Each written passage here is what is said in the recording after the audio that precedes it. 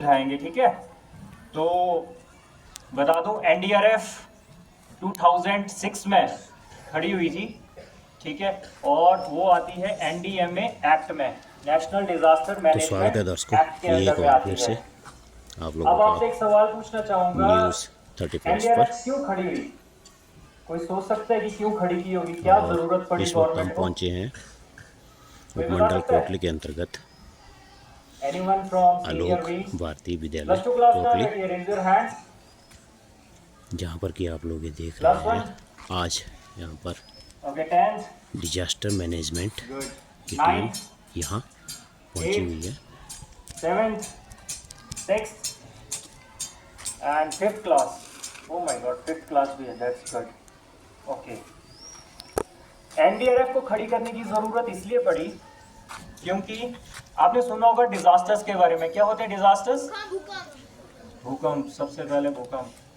Disasters को बोलते हैं हिंदी में आपदा, यानी कि जिसके कारण लॉस ऑफ लाइफ या लॉस ऑफ प्रॉपर्टी, ठीक है, नुकसान होता है ना। तो इंडिया में 1999 में उड़ीसा में क्या था, एक साइक्लोन आया, ठीक है। साइक्लोन पता है ना, जो ऐसे घूम के बनता है, राइट, जिसको टाइफून्स भी बोलते हैं, हरिकेन्स बोलते हैं, राइट।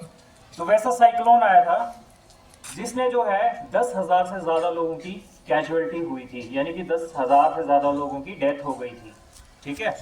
फिर उसके बाद 2001 में कोई बड़ा एक हुआ था, भूकंप आया था गुजरात में। कौन सी जगह पे आया था? गुजरात में। कहा? किसी को याद है? कच्छ में, कच्छ के भुज में।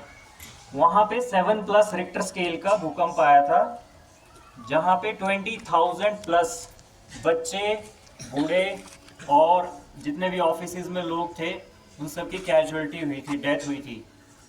वैसे ही 2004 में इंडियन ओशियन में सुनामी आई थी, जिसमें 1 लाख से ज्यादा,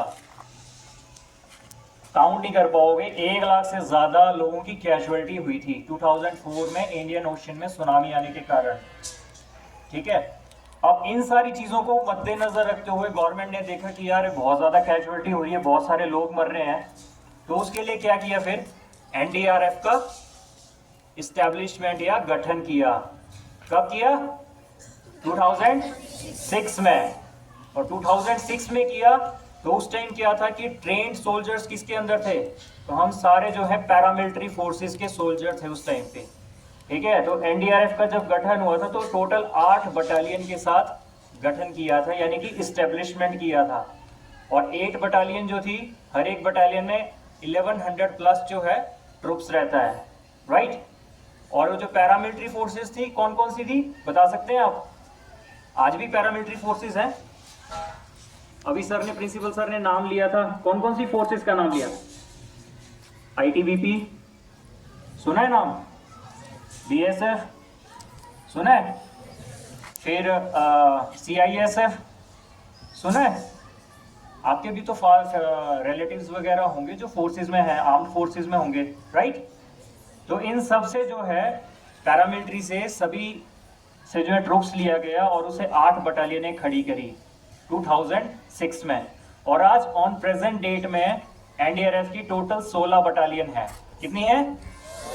यानी कि 16 बटालियन जो हर एक स्टेट में है, और हर एक स्टेट में जो जो डिजास्टर्स आते हैं उनको वो मिटिगेट कर रहे हैं, यानी कि अपने लोगों को बचा रहे हैं, ओके। अब जो हम हैं, जो हिमाचल में है, हिमाचल में 14th बटालियन रिस्पॉन्सिबल है। कौन सी बटालियन है? 14th battalion. और उसका हेडक्वार्टर कहाँ पे है? जसूर में। सुना है जसूर? कांगड़ा में, राइट। और हमारी जो है अलग अलग डिप्लॉयमेंट है। हमारी एक टीम जो है सलापड़ में है, ठीक है। 2 टीम हमारी सलापड़ में है, एक नालागढ़ में है, एक रामपुर में है, ठीक है। और बाकी जो है हमारी बटालियन हेडक्वार्टर कांगड़ा में है, ठीक है। आफ्टर दैट जब ये एनडीआरएफ का गठन हो गया, उसके बाद जब जब भी हमारे को रिक्वायरमेंट पड़ी, 2007 में गुजरात में फ्लैश फ्लड आया था। फ्लैश फ्लड सुना है ना? फ्लैश फ्लड सुना है?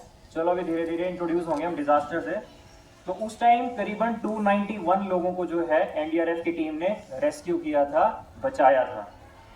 ठीक है, फिर उसके बाद same as it is Rajkot में भी करीबन 300 से ज़्यादा लोगों को हमने रेस्क्यू किया था।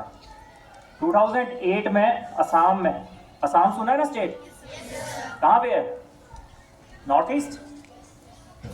यस सर, अब यस ही नहीं निकली किसी की। अरे असम कहाँ है? हाँ, नॉर्थ ईस्ट में। तो वहाँ पे भी क्या था, फ्लैश फ्लड आया जिसमें 5000 से ज़्यादा लोगों को एनडीआरएफ की टीमों ने जो है रेस्क्यू किया। उसके बाद बिहार में भी एक फ्लैश फ्लड आया कोसी नदी के पास। करीबन 1 लाख लोगों को जो है सेफली एनडीआरएफ की टीमों ने जो है रेस्क्यू किया ताकि उन लोगों की जो है जान बच सके। उसमें बच्चों से लेकर और बूढ़े लोगों तक सब शामिल है। ओके, फिर हम इंडिया में ही नहीं करते हैं रेस्क्यू, हम फॉरेन कंट्रीज में भी हमें इनवाइट किया जाता है या बुलाया जाता है। तो आपने सुना होगा जापान में जो है सुनामी आती है, राइट? न्यूज़ वगैरह देखते हैं ना, तो जापान में सबसे ज़्यादा सुनामी आती है और अर्थक्वेक्स भी होते हैं। जो 2011 में जो है जापान से जो है हमारी एनडीआरएफ की टीम को बुलाया गया था और वहाँ हमने अपनी सेवाएं दी, वहाँ के लोगों को इवैक्यूएट किया और जो उनका प्रॉपर्टीज थी, चाहे पैसा हो चाहे कुछ भी हो, वो भी हमारी एक टीम को करीबन I am not sure 10 crore rupees plus मिले थे इन जापानीज करेंसी। तो वो भी हमने गवर्नमेंट को उनको दे दिए थे। फिर उसके बाद 2023 में कोई बड़ा अर्थक्वेक आया था। कहाँ आया था, कोई बता सकता है? एनीवन? पिछले साल 23 में एक बहुत बड़ा अर्थक्वेक आया था एक फॉरेन कंट्री में। नोबडी? टर्की सुना है? आया था? यस नो तो करो। वहां पे भी एनडीआरएफ की टीम गई और 3 दिन के बाद एक 3 साल की बच्ची को हमने जिंदा निकाला था वहां से, हमारी एक एनडीआरएफ की टीम ने। ठीक है, तो हमारे लिए वो बहुत बड़ी अचीवमेंट थी कि कम से कम अगर एक भी इंसान को, एक भी बच्चे को बचा लें, ठीक है, तो हम अपने आप को सक्सेसफुल मानते हैं। ठीक है, और बहुत सारे लोगों को हमने वहाँ पे इवैक्यूएट भी किया। और जब टर्की का ऑपरेशन हुआ तो उसके बाद जो है हमारे प्रधानमंत्री श्री नरेंद्र मोदी जी ने हमारी उन टीमों को बुलाया था और उनको जो है वहाँ पे सम्मानित किया था, राइट? अभी आपने देखा होगा पिछले साल हिमाचल में क्या हुआ था। पिछले साल क्या आया था हिमाचल में? बहुत सारे डिजास्टर हुए थे। क्या क्या हुआ था? आप तो हिमाचल के ही हो, मैं भी हिमाचल का ही हूँ। मैं मंडी में पढ़ा हूँ, फॉर योर इन्फॉर्मेशन, मैं कोई बाहर का नहीं हूँ।